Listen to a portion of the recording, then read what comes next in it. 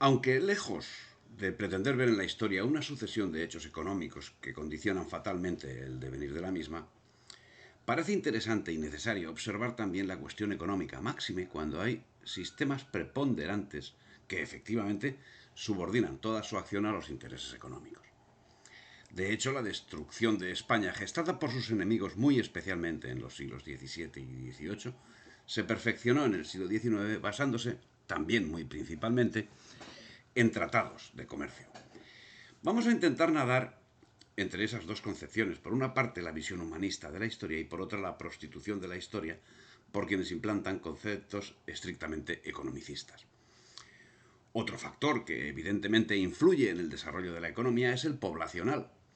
A ese respecto, y como nota previa, es conveniente señalar que la población total en España era de 13.712.000 habitantes, de los que 11.010.000 residían en el mundo rural.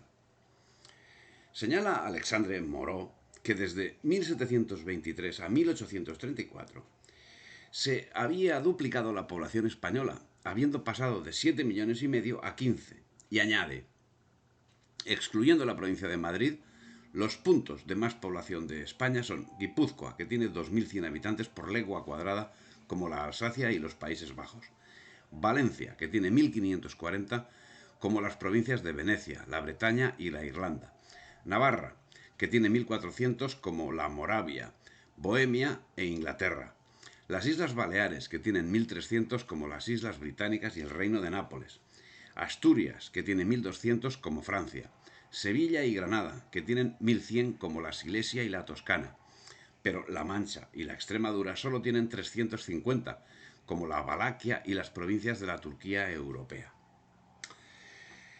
El caso es que el aumento de la población, señala, puede ser debido, entre otras causas, al cese de la emigración y la limitación del celibato.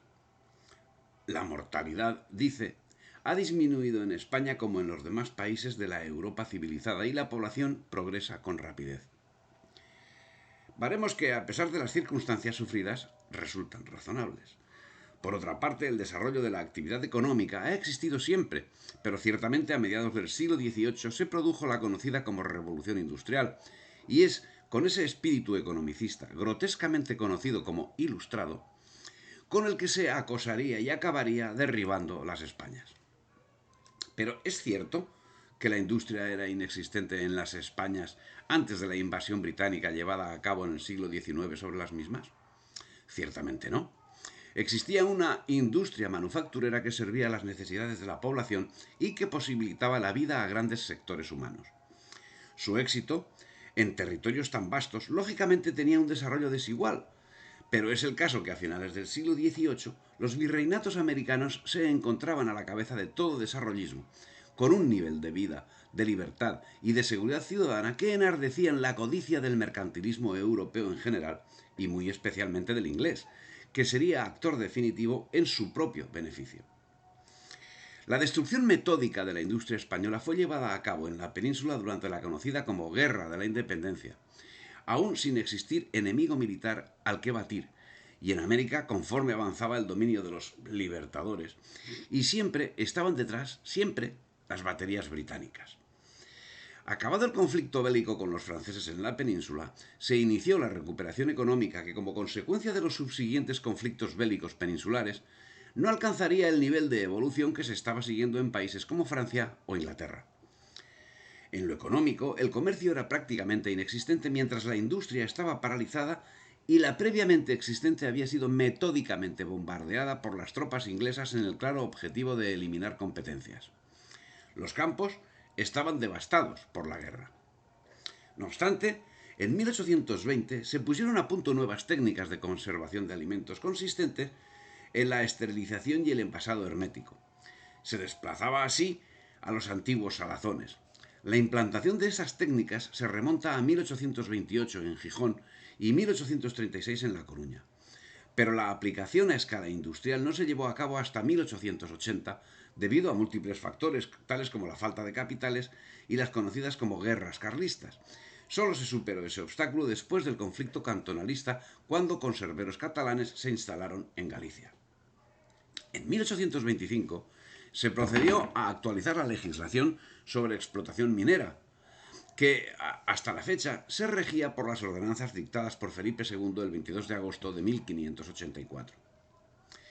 El artículo cuarto de la mencionada ley establecía claramente que todo español o extranjero podía realizar libremente calas o catas para descubrir, reconocer y adquirir recursos minerales en igualdad de circunstancias.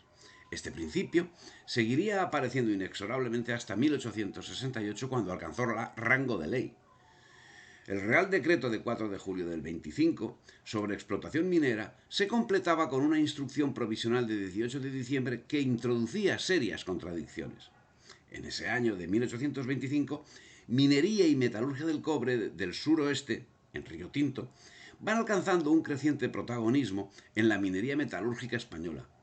Inicialmente estas minas estaban controladas por el Estado hasta su desamortización en 1873, que terminarían en manos del capital inglés, que las compró por casi 93 millones de pesetas, constituyendo una sociedad que se denominaría Río Tinto CL, y que se convertiría en una de las mayores multinacionales inglesas y cuya rentabilidad alcanzó cifras inimaginables en las décadas siguientes. Esta compañía obtuvo unos beneficios de alrededor de unos 800 millones de pesetas entre 1880 y 1914, y que en su mayor parte se exportarían a Inglaterra, cifra que equivalía al valor del mineral del hierro producido en Vizcaya entre 1876 y 1900, y que fue un factor decisivo del desarrollo industrial de la provincia. En el 66, un grupo de fabricantes ingleses de sosa cáustica y otro de metalúrgicos del cobre arrendaron las minas de Tarsis a la sociedad francesa Compagnie des Mines de Cuivre de Huelva, creando Tarsis Sulphur and Copper Co., empresa concentrada verticalmente con sus factorías británicas. 7 años más tarde, un consorcio financiero anglo-alemán compró el establecimiento estatal de Río Tinto, constituyendo Río Tinto CA. Ambas sociedades realizaron inversiones necesarias para la producción y comercialización a gran escala de las piritas. Laboreo a cielo abierto, multiplicación de teleras, construcción de ferrocarriles mineros y también compras de buques que salían de Gran Bretaña con carbón y regresaban con piritas en bruto, desulforadas y descobrizadas. En resumen, en el segundo tercio del siglo XIX se había producido un importante avance en el proceso industrializador de Andalucía, que será cercenado a partir de la década de los 70. La dominación del capital extranjero de la industria minero-metalúrgica andaluza fue casi total para la década 80.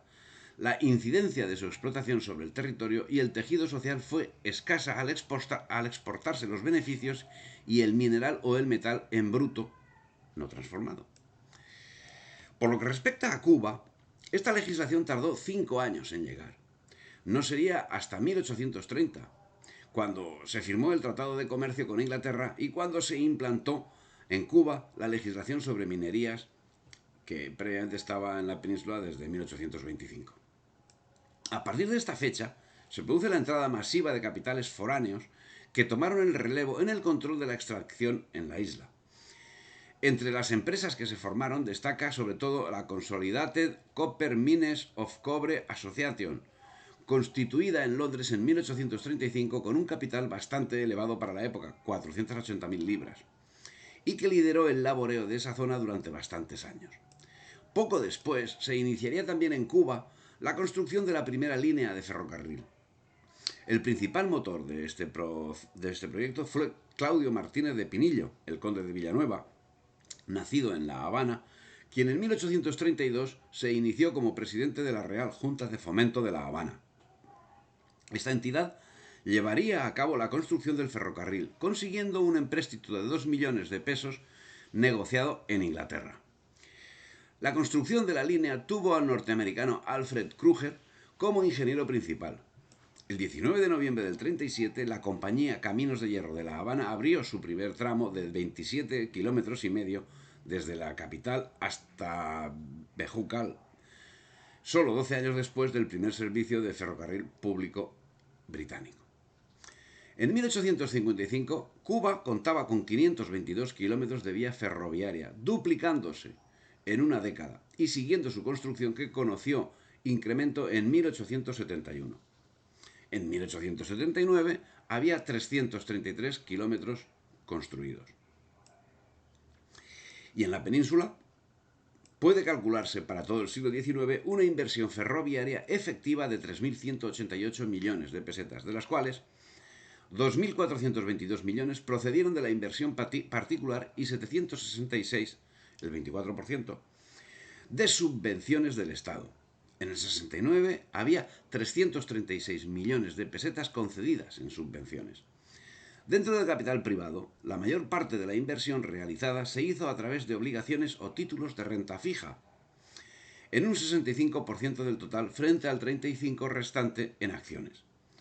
El capital extranjero, casi todo francés, en acciones y obligaciones, representó cerca del 60% de la inversión total privada en los ferrocarriles durante la segunda mitad del siglo XIX.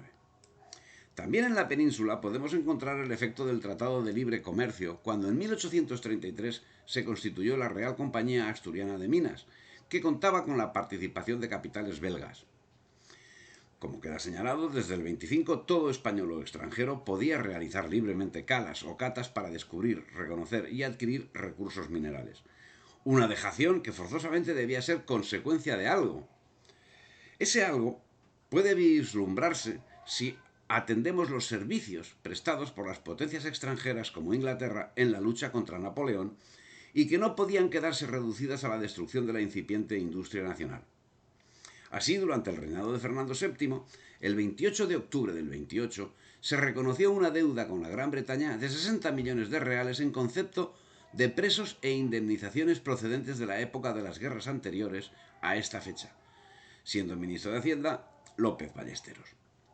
La Comisión de Tenedores de Bonos Españoles, Spanish Bond Holders, se formó en el año 1844 y estaba compuesta por aquellos súbditos ingleses que en el año 28 habían adquirido deuda pública española con el fin de, según sus propias palabras, haber intentado coadyuvar al establecimiento de un gobierno constitucional en España. Durante ese tiempo, la actividad de Inglaterra, y como viene siendo costumbre, tenía varios frentes, que si en tiempos anteriores habían sido neutralizados, como en el caso de la piratería, ahora habían tomado otras formas con las que Inglaterra estaba obteniendo todos los objetivos a ambos lados del Atlántico y siempre utilizando los tratados de libre comercio, a la limón con el apoyo directo a acciones militares. Así, mientras organizaba ejércitos con personal y material de guerra británicos que acabaron rompiendo la unidad nacional, creando republiquetas títeres de su voluntad al otro lado del Atlántico, con la España peninsular hacía lo propio, manteniendo una monarquieta también títere de sus intereses. Todas, monarquieta y republiquetas, todas maniatadas con tratados de libre comercio que permitían todo tipo de actividad a los británicos y maniataban a los estados con ellos subordinadas. Nada que objetar, el perro muerde, el gato araña, y la acción de los agentes británicos sometidos todos al mandato de una institución británica al servicio de los intereses británicos, cuál era la masonería, sometía a voluntad británica a las distintas poblaciones que habían perdido el espíritu que los hizo grandes y daban por bueno todo lo que viniese de la que hasta el momento había sido considerada la pérfida Albión. La extraordinaria idea británica, materializada en la creación de una organización como la masonería, llevaba ya décadas triunfando en sus objetivos de someter a España. Pero para 1830 todavía le faltaba materializar el medio que ha demostrado ser ideal en el control social, el Tratado de Comercio.